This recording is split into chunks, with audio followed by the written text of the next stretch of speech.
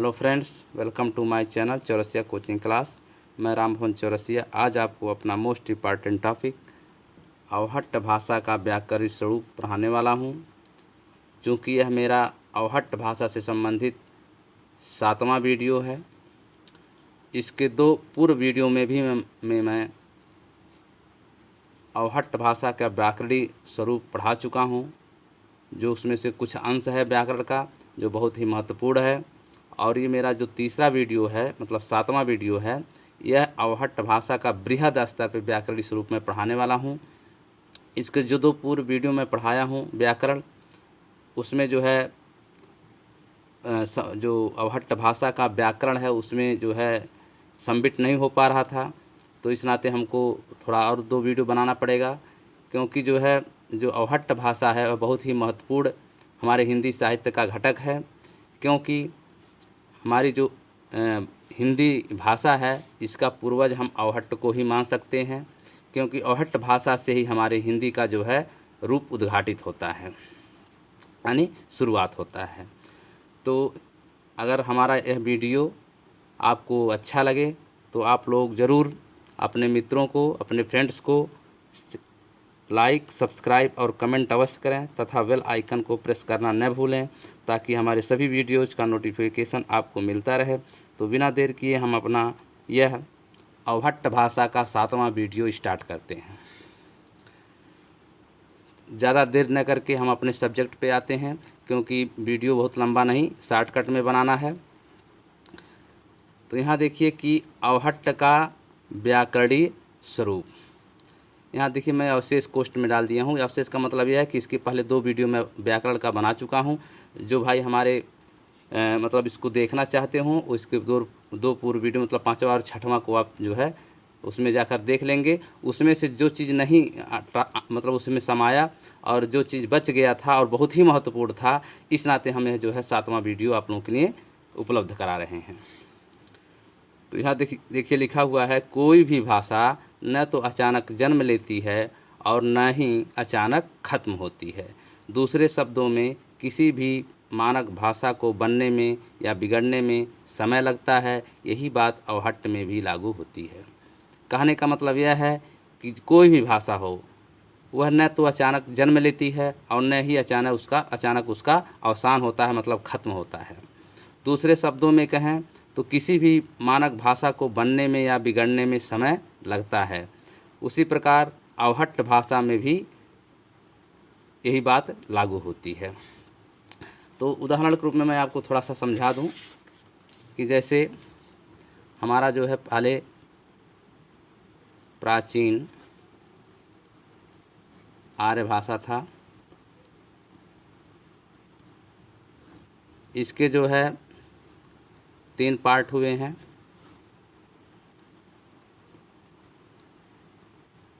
पहला है आपका प्राचीन आर्य भाषा, दूसरा है मध्यकालीन आर्य भाषा और तीसरा है आधुनिक भारतीय आर्य भाषा। ठीक है। अब ये जो है इसमें 3 इसमें जो पहला है इसमें 3 खंड है। पहले प्राचीन में 2 खंड है। पहला है वैदिक छांदस,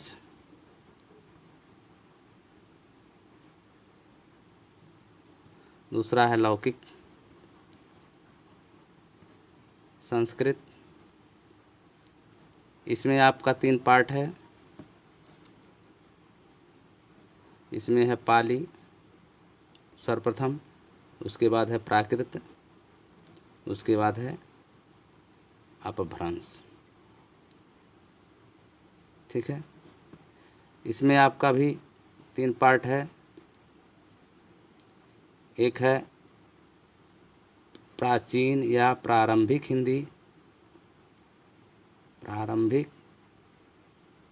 हिंदी, दूसरा है मध्यकालीन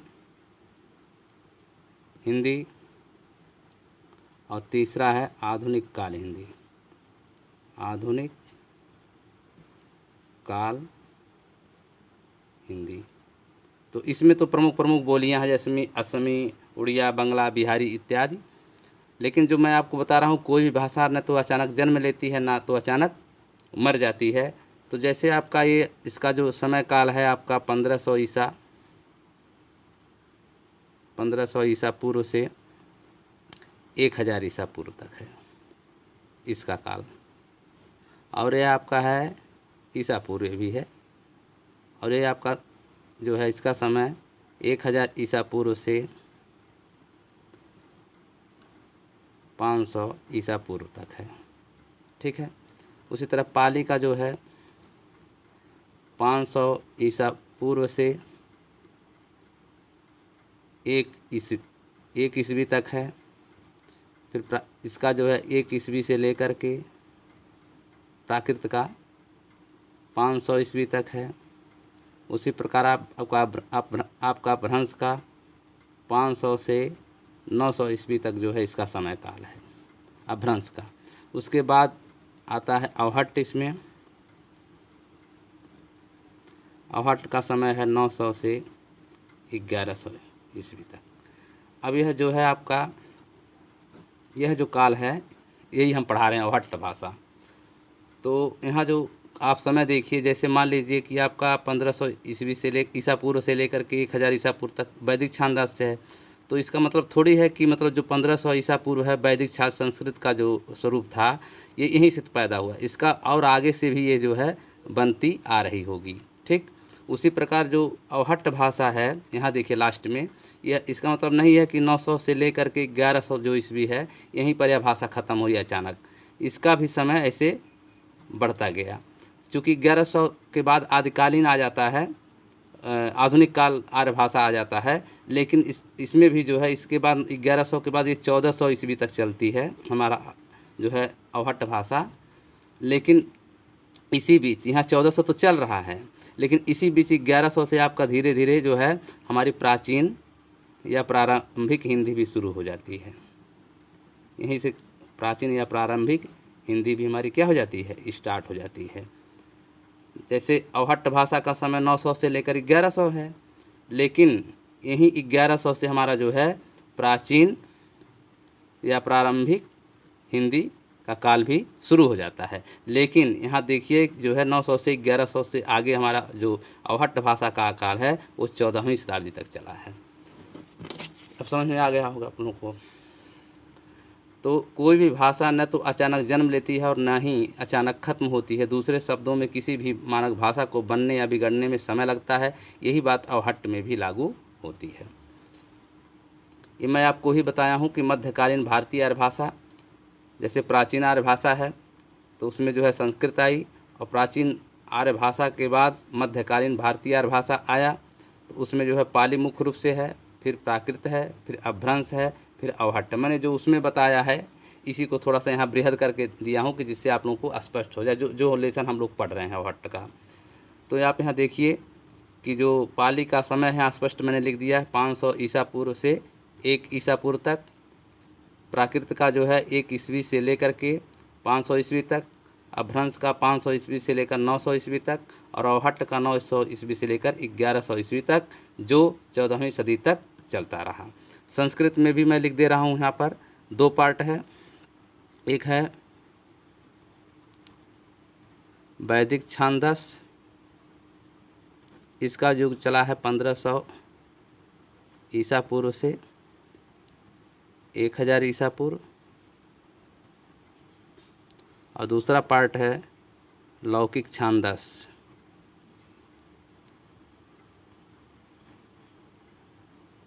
लौकिक छांदस इसका समय चला है 1000 ईसा पूर्व से 500 ईसा पूर्व तक।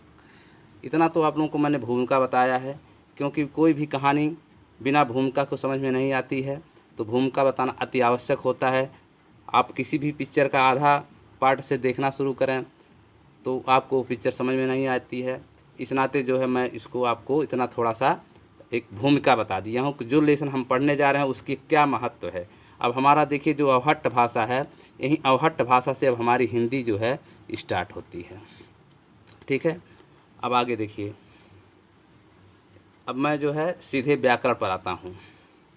किसी भी भाषा का अर्थ, भाषा का विकास के 4 तत्व। कोई भी भाषा हो, उस भाषा का जो प्रमुख तत्व होता है उसका 4 जो है प्रथम मुख्य इकाई होता है, एलिमेंट होता है, जिसमें एक ध्वनि, दूसरा शब्द, तीसरा वाक्य और चौथा अर्थ।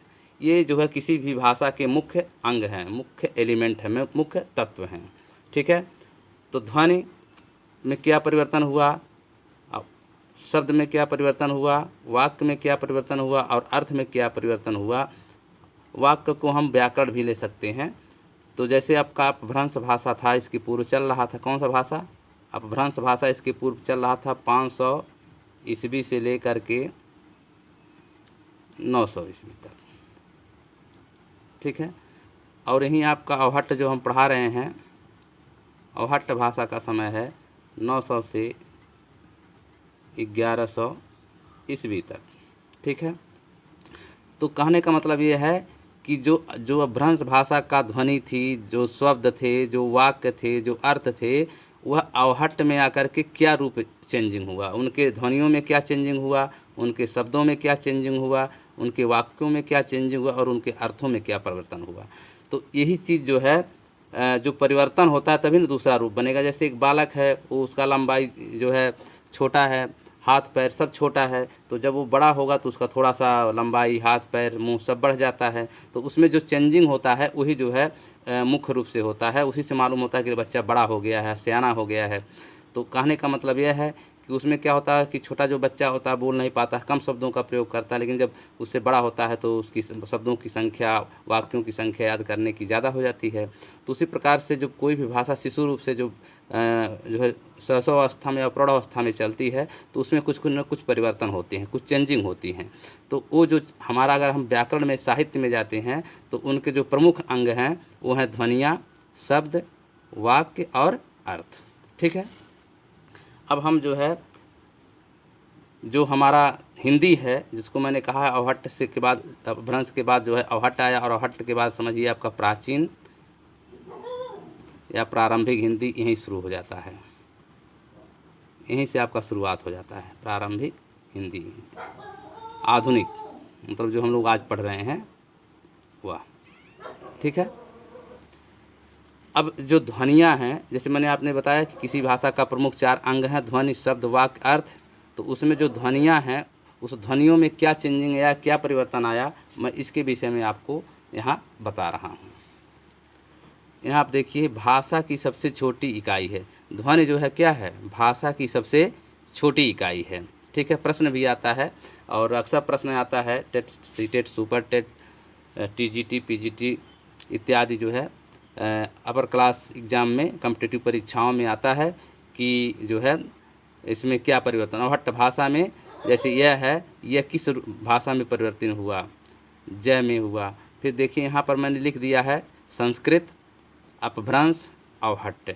पहले संस्कृत में वह कौन वर्ड थे, फिर अपभ्रंश में वह कौन रूप में परिवर्तन हुए, उसके बाद फिर जो है आपका यहाँ पर जो है अवहट्ट में क्या परिवर्तन हुआ। यही चीज़ हम आपको यहाँ पर सामने ला रहे हैं।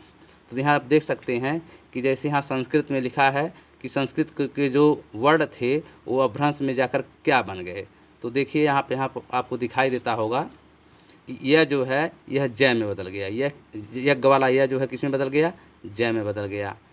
वट वाला वह किस में बदल गया, वह में बदल गया। यज्ञ वाला यह फिर वह में भी बदल गया है। ड़ जो है न में बदल गया, तय श में बदल गया, ल र और ल दोनों में बदल गया। छत्री वाला छ, छाता वाला छ में और ख वाले में बदल गया है। बड़ा स जो है ख में बदल गया है और मैं जो है वट वाला वह में बदल गया। तो जो संस्कृत का जो वर्ड का रूप था और जो उच्चारण था वो जो है क्या हुआ, अपभ्रंश में परिवर्तित हो गया। उसी प्रकार यहाँ आप देखिए कि अपभ्रंश से जो है फिर जो है यहाँ पर परिवर्तन हो रहा है। जैसे यहाँ पर जो है ये जो जय है यहाँ यज्ञ हो गया, यहाँ जो है क्षेत्र का क्या हो गया, खेत हो गया। जैसे जब यज्ञ जो था, जो यज्ञ हम लोग कहते हैं शुद्ध तत्सम भाषा में, लेकिन जो है अपभ्रंश में क्या हो गया, अपभ्रंश कहिए आवहट्ट कहिए, दोनों बात एक ही है।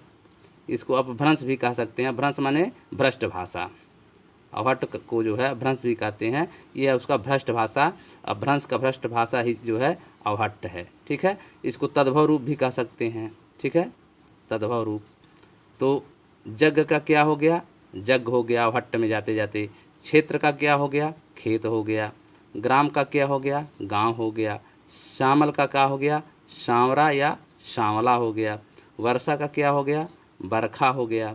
गर्भ क्या क्या हो गया, गर्भ हो गया। और पाड़ी का क्या हो गया, पाड़ी का पानी हो गया।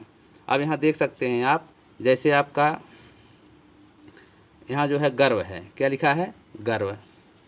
यहाँ देखिए गर्व लिखा है, तो वह का क्या हो गया, बै हो गया। ठीक है, तो जो अपभ्रंश भाषा में जो यह था वह यहाँ पर बदल गया। अब देखिए जो है ग्राम का यहाँ मैं का देखिए वह हो गया। त्रय का क्या हो गया, तय हो गया। यहाँ देखिए गर्व का जो मैं बता रहा था, गर्व का वह बन गया। देखिए गर्व का क्या हो गया, ये देखिए गर्व लिखा हुआ है, गर्व का गर्व हो गया। ठीक है ना, जैसे देहातों में कहते हैं हमको तुम पर बहुत ज़्यादा गर्व है। ठीक है,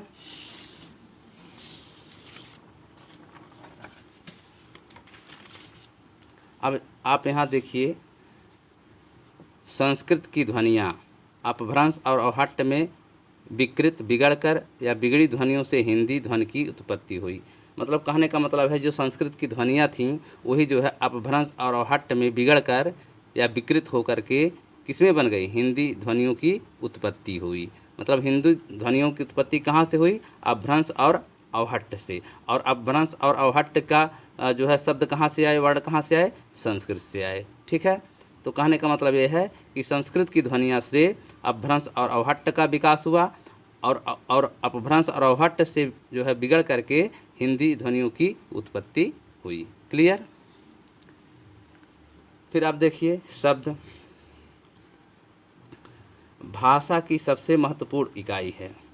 भाषा की सबसे महत्वपूर्ण इकाई जो शब्द होते हैं वो भाषा की क्या होती है, सबसे महत्वपूर्ण। जिस प्रकार मैंने उसके पहले बताया है कि ध्वनि जो है भाषा की सबसे छोटी इकाई होती है, उसी प्रकार शब्द जो है भाषा की सबसे महत्वपूर्ण इकाई होती है। यह प्रश्न भी आ सकता है कि जो है भाषा की सबसे महत्वपूर्ण इकाई क्या है, तो वहाँ आप शब्द को ठीक मानेंगे। अगर आ जाता है कि भाषा की सबसे छोटी इकाई क्या है, तो आप वहाँ क्या लिखेंगे, वर्ड या ध्वनि। ठीक है, ध्वनि जो है आपका जो है या प्रकट रूप में है और वर्ड जो है प्रकट रूप में है, मतलब उसको एक लिपि है, चाहे वो देवनागरी लिपि हो चाहे ब्राह्मी लिपि हो। यहाँ दे रहा है कोई किसी भी भाषा का अर्थ, क्योंकि किसी भी भाषा का अर्थ उसके शब्दों पर निर्भर करता है। मतलब शब्द में जो है कोई भी वाक्य हो, अगर उस वाक्य में जो शब्द नहीं रहेंगे तो वाक्य कैसे बनेगा। कोई भी वाक्य लिखिए, जैसे मैंने यहाँ पर लिखा है कि भाषा की सबसे महत्वपूर्ण इकाई है, क्या है, शब्द है। तो कहने का मतलब यह है कि अगर ये सब हमारा क्या है, भाषा की शब्द महत्वपूर्ण इकाई, ये सब क्या है, शब्द ही तो हैं। तो अगर ये शब्द न रहें तो कैसे वाक्य की रचना होगी।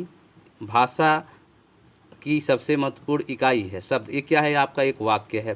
और इस वाक्य में देखिए तो ये क्या है, ये सब जो है आपका शब्द है, और बिना शब्द का वाक्य बन ही नहीं सकता। तो कहने का मतलब यह है कि भाषा की सबसे महत्वपूर्ण इकाई शब्द है। तो आप क्लियर हो गए होंगे।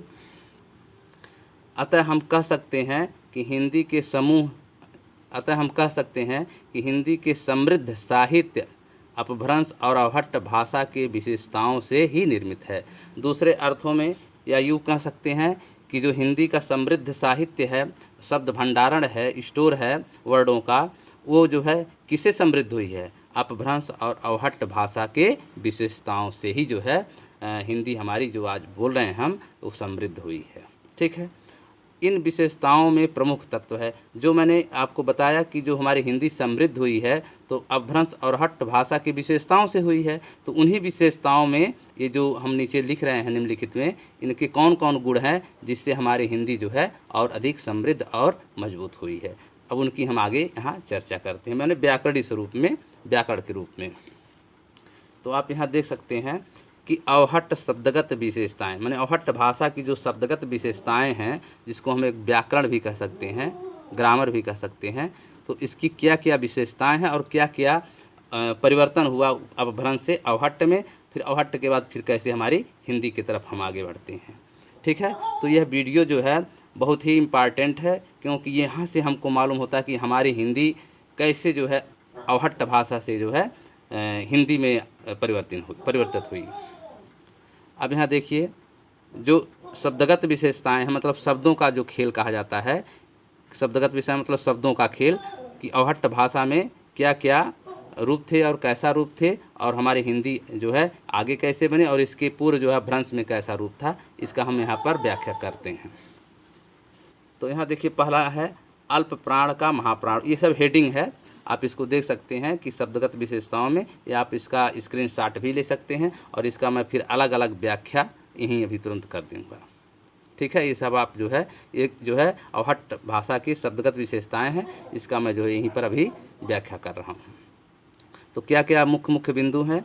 अल्प प्राण का महाप्राण बनना, यह कारण अनुनासिकता, महाप्राण का है में परिवर्तन, घोषीकरण, स्वरागम, क्षतिपूर्ति, दीर्घीकरण, अवहट्ट शब्दावली में परिवर्तन, शब्दकोश, स्वरांत बढ़ गए, व्यंजनात घट गए, अकारांत वृद्धि स्त्रीलिंग शब्दों में, यह का चय में परिवर्तन, यह कारण द्वितीयकरण, यह श्रुति, एक हेडिंग ये भी है, फिर शब्द अधिक अकारांत में बनने लगे। ठीक है, ये मुख्य बिंदु है। अब एक एक बिंदु को मैं आपको बृहद व्याख्या करता हूँ।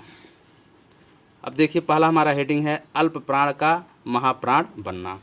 तो आप यहाँ नीचे देख सकते हैं कि अल्प प्राण का महाप्राण में परिवर्तन कैसे हुआ। जैसे देख लीजिए, यहाँ लिखा है हस्त, मस्तक, शुष्क और रुष्ट। तो ये आपका अपभ्रंश भाषा का है। ये जो हस्त, मस्तक और शुष्क, रुष्ट है, ये आपका अपभ्रंश भाषा का रूप है। किस भाषा का रूप है? अपभ्रंश भाषा का रूप है।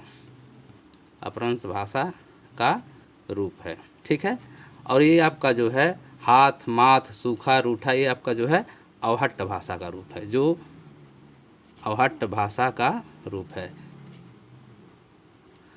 आप यहाँ देख सकते हैं कि अब देखिए, जो हस्त है, मस्तक है, ये कुछ संस्कृत शब्दों से मिलता जुल रहा है। शुष्क, रुष्ट, ये सब देखिए धीरे धीरे कुछ मालूम पड़ रहा है कि संस्कृत शब्द है।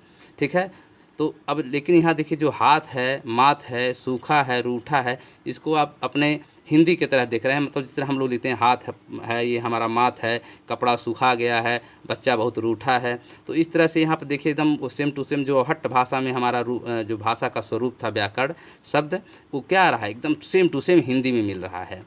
और जबकि वहीं देखिए हस्त, मस्तक, शुष्क, रुष्ट, ये क्या आ रहा है, कुछ तत्सम शब्दों में आ रहा है। मतलब ये संस्कृत से बता रहा है कि संस्कृत शब्दों से ये मिलता जुलता कुछ है। तो ये जो है इसका जो है एक कारण होता है, कैसे ये जो है हस्त से महात हो गया, मस्तक से मात हो गया, शुष्क से सूखा हो गया, रुष्ट से रूठा। इसका एक नियम है, बिना जो है उसी नियम के आधार पर यहाँ पर जो है परिवर्तन या चेंजिंग हो रहा है। कैसे? यहाँ मैंने सूत्र लिख दिया है, अल्प प्राण व्यंजन के पहले अगर आधा उष्म व्यंजन है तो दूसरा वर्ण हो जाता है। आप लोग इसको जो है लिख लीजिएगा, क्योंकि इससे आपको क्लियर हो जाएगा। ऐसा शब्द अगर भविष्य में आता भी है परीक्षा में, तो इसको अपने आप भी मान लीजिए, उदाहरण के लिए मैंने 4 ही दिया है, छोटा वीडियो बनाना है, तो इस नाते जो है अगर आपको परीक्षा में आ जाता है, कोई मान लीजिए अपभ्रंश भाषा का ऐसा ही कोई शब्द रहे और उसमें इसका जो है कहे कि आप जो है अवहट्ट में लिखिए, तो जब ये सूत्र आपको याद रहेगा तो आप उससे बना लेंगे आप। तो सूत्र देखिए क्या है कि अल्प प्राण व्यंजन के पहले अगर आधा उष्म व्यंजन है तो दूसरा वर्ण हो जाता है। तो यहाँ आप देखिए तय जो है क्या है, ये अल्प प्राण व्यंजन है। अल्प प्राण व्यंजन को मैंने बताया ही था, जैसे यहाँ लिख दे रहे हैं एक ठो त, थ, द, ध, न। तो जो ये आपका दूसरा और चौथा नंबर, जो दूसरा और चौथा वर्ड है, ये आपका महाप्राण है। और जो पहला, तीसरा और पांचवा, मतलब पहला, तीसरा, पांचवा जो है ये अल्प प्राण व्यंजन है, अल्प प्राण व्यंजन है। तो जो आपका तय दिखाई दे रहा है वो क्या है, अल्प प्राण व्यंजन है।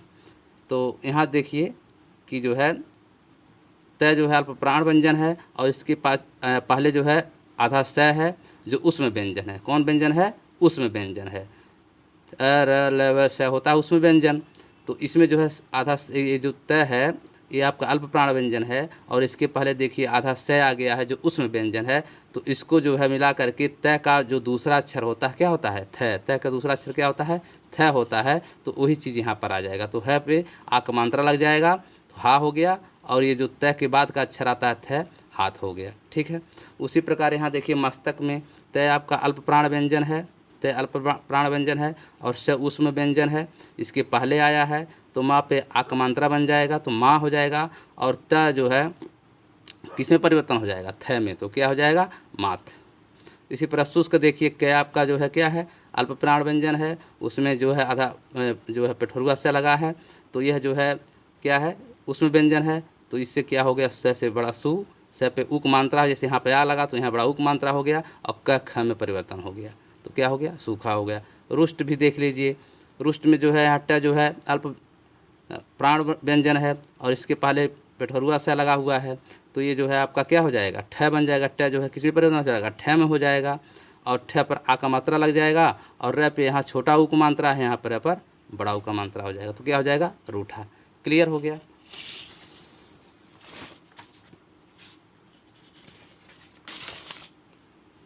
फिर देखिए यहाँ पर यह कारण अनुनासिकता, यह कारण अनुनासिकता अवहट्ट भाषा में।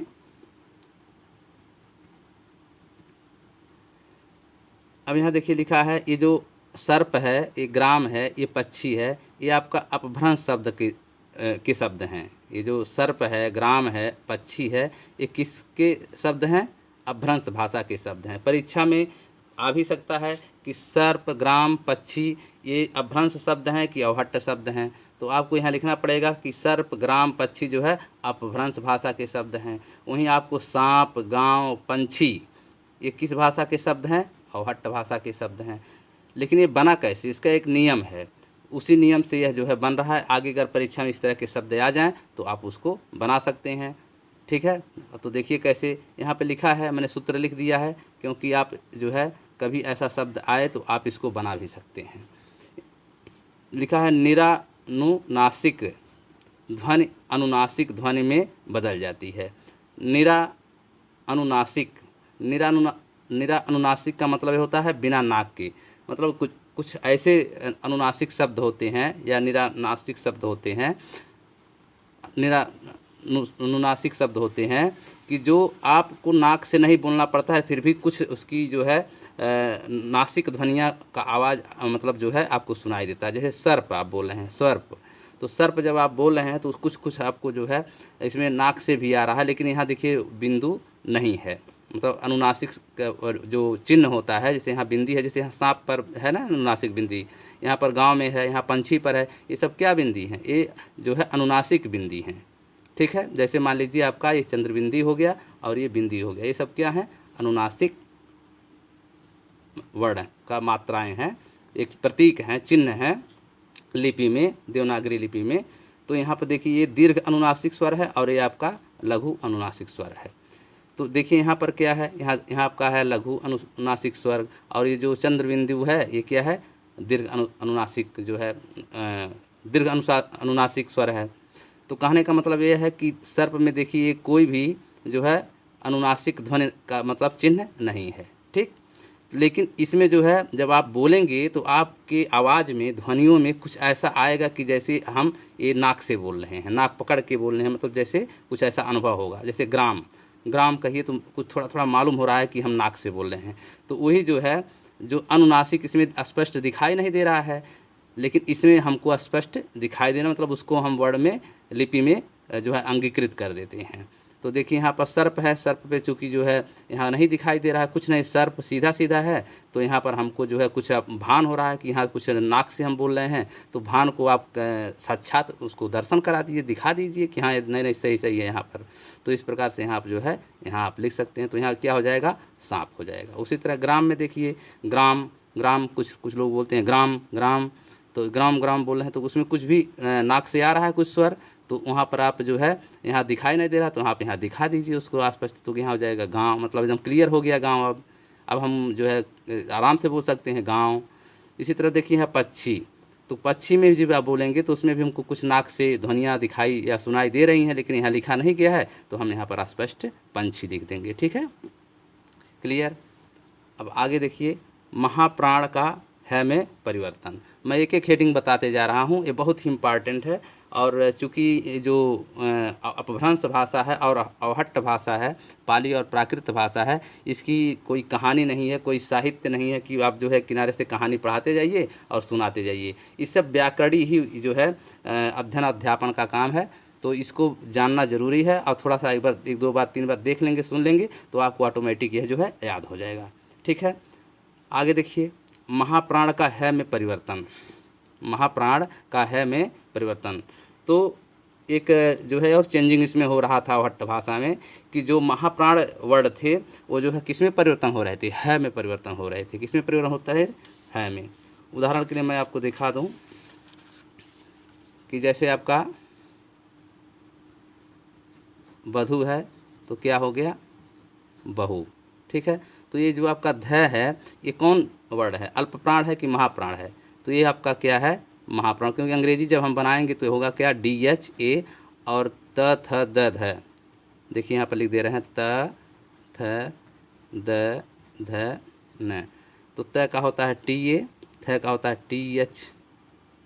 THA, द का होता है DA और इसका होता है DHA और न का होता है NA। तो जिसमें यच लगा है वो आपका क्या है, महाप्राण व्यंजन है। क्या है, महाप्राण व्यंजन है।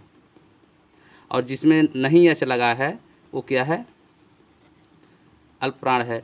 तो कह रहा है कि महाप्राण व्यंजन का किस में परिवर्तन होना, है में परिवर्तन होना। किस में परिवर्तन होना, है में। ये जो आपका ये वर्ड है जो महाप्राण है, ये महाप्राण व्यंजन जो है इसे किस में परिवर्तन हो रहा है में परिवर्तन हो रहा है। किस में, है में परिवर्तन हो रहा है।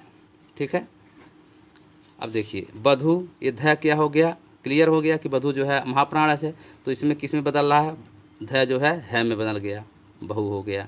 इसी प्रकार आप आभिर में देखिए, आभिर का क्या हो रहा है, अहिर। क्या हो रहा है, अहिर। तो जो भ है ये क्या है, महाप्राण व्यंजन है। जैसे इसका अंग्रेजी क्या होगा, BHA। तो ये जो यच बीच में आ रहा है तो इसका मतलब है कि ये महाप्राण व्यंजन है। तो इस नाते इसका जो है भ हुआ, तो भ किस में परिवर्तन हो गया, है में परिवर्तन हो गया। किस में हो गया, है में परिवर्तित हो गया। ठीक है, तो भ से क्या बन गया, है। भ से क्या बन गया, है। तो इसी प्रकार आप देखिए, ये मुख है, तो जो मुख है इसमें अंग्रेजी आ रहा है KHA, तो KHA से ख है, ये जो है महाप्राण है, और ये आपका किस में बदल गया, है में परिवर्तन हो गया। उसी प्रकार आप दधि देखिए, दधि का अंग्रेजी होता है ध का DHA। क्या होता है, DHA, जो महाप्राण व्यंजन है जिसमें यच आया है, तो यच आने के कारण जो है ध जो है महाप्राण है, और ये जो ध है किस में परिवर्तन हो गया, है में परिवर्तित हो गया। ठीक है, इसी प्रकार आप देखिए घोषीकरण। घोषीकरण, तो जो ये शाक शब्द है ये अभ्रंश शब्द है, और जो लोक शब्द है वो भी अभ्रंश शब्द है। तो जो अवहट्ट भाषा जब हमारा आया तो शाक जो है किसी बदल गया, साग में बदल गया, और लोक जो है किसी बदल गया, लोक में। ठीक है, तो जो लोक है वो किस में बदल गया, लोक में। तो ये आपका जो साग और लोक है ये अवहट्ट भाषा का शब्द है, और जो साग और लोक है ये अपभ्रंश भाषा का शब्द है। तो ये जो है क को ग में बोलने का प्रचलन, तो उस समय जो घोषीकरण था, मतलब उद्घोषणा हो गया था एक तरह समझिए, कि जो है क को किस रूप में बोला जाएगा, क वर्ड को किस में बोला जाएगा, ग वर्ड में बोला जाएगा। तो इसमें जो है इसी को घोषीकरण कहते हैं। मतलब घोषणा हो चुका था कि अब हम लोग जो है मिल करके सभी लोग साग के जगह पर क्या लिखेंगे, ग लिखेंगे। क के जगह पर क्या लिखना है, ग लिखेंगे। मतलब ये घोषणा हो गया था, इसको घोषीकरण कह सकते हैं। तो क को ग में बोलने का मतलब जो वर्ग होता है, जैसे क ख ग घ अंगा, तो जो क वर्ग था इसका तीसरा में मतलब हो गया था, क का ग में परिवर्तन हो गया था। ठीक है, क्लियर। उसके बाद देखिए स्वरागम प्रक्रिया। स्वरागम प्रक्रिया, इसमें क्या मतलब है कि कुछ ऐसे शब्द थे जो है उसमें परिवर्तन हो रहा था, चेंजिंग हो रहा था भ्रंश भाषा में। यहाँ आप देख सकते हैं अभ्रंश भाषा से अवहट्ट भाषा में जो है क्या हो रहा था, चेंजिंग हो रहा था। स्वरागम में आप देख सकते हैं कि इसमें क्या लिखा है, धर्म लिखा है, इसमें क्या लिखा है, कर्म लिखा है। ये कर्म नहीं रहेगा, यहाँ कर्म रहेगा। ठीक है, तो यहाँ देखिए जो अपभ्रंश भाषा में धर्म जिस प्रकार लिखा जाता था और कर्म लिखा जाता था, अवहट्ट भाषा में वो सीधा सीधा एक सरल भाषा और सहज शब्द जो है के रूप में लिखा जा रहा, धर्म कर्म। मतलब इससे आप देख सकते हैं कि जो हमारी विशिष्ट भाषा थी जो है संस्कृत, और संस्कृत जो है विशिष्ट भाषा होते हुए फिर जो अपभ्रंश और आहट्ट में जो है क्या हो रहा है, सहज और सरल भाषा के रूप में परिवर्तित होती जा रही है। हमारी हिंदी भी विशिष्ट भाषा है, तो इसमें जो है आप देख लीजिए यहाँ एक जो सूत्र लिखा है, क्या लिखा है, यदि किसी शब्द में अर्ध व्यंजन हो तो उसमें स्वर जुड़ जाने से वह पूर्ण वर्ण बन जाता है। एक बार फिर से सुन लीजिए, यदि किसी शब्द में अर्ध व्यंजन हो तो उसमें स्वर जुड़ जाने से वह पूर्ण व्यंजन बन जाता है। तो आप यहाँ देख सकते हैं, उदाहरण के लिए मैं आपको दिखा दूँ, जैसे यहाँ धर्म लिखा है और धर्म का क्या हो गया, धर्म, किस भाषा में, अवहट्ट भाषा में। ये जो र है आपका आसमानी र, ये आधा र है, कौन है, आधा र है। तो इस र में जो है जब कोई जो है अर्ध व्यंजन हो तो उसमें स्वर जुड़ जाए, तो इस र में अगर हम प्लस ये कर दें, जोड़ दें, तो क्या हो जाएगा, पूरा र बन जाएगा। ठीक है, जैसे र, ये नीचे जब हलंत रहेगा तो आधा र होता है, और उसके बाद हम उसमें यह जोड़ दें तो क्या हो जाएगा, पूरा र बन जाएगा। और जब आधा रहेगा तो इसको अक्षर ऐसे हम लिखते हैं, ये आधा र है, ये क्या है, आधा र है। ठीक है, ये क्या है, आधा र है, और ये क्या आपका हो गया, पूरा र है। ठीक है, ये पूरा र हो गया। तो यहाँ देख रहे हैं ना, ध पूरा है, मैं पूरा है, लेकिन जो र है वो क्या है, अधूरा है, क्योंकि इसके नीचे जो है हलंत लगा हुआ है। ठीक, तो र में प्लस यह कर देंगे तो क्या हो जाएगा, पूरा र बन जाएगा। इस तरह से अब ये जो आधा र था वो क्या हो गया, पूरा में बदल गया। ये जो आधा र था, ये आसमानी र था, वो किस में बदल गया, पूरा र में बदल गया। इसी तरह कर्म है, ये जो धर्म है आपका अपभ्रंश भाषा में प्रचलन में था, और ये जो है आपका अवहट्ट भाषा में धर्म हो गया है, अवहट्ट भाषा में। ठीक है, क्लियर हो गया।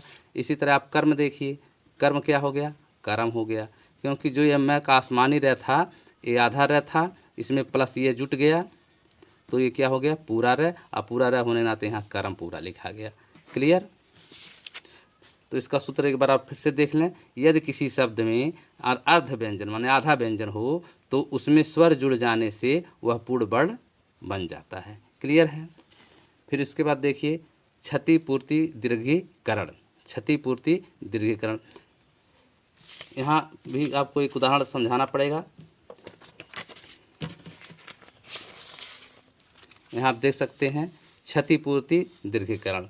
यहाँ जैसे आपका कर्म लिखा है, क्या लिखा है, कर्म, फिर क्या है, कम, और फिर क्या हो गया है, काम।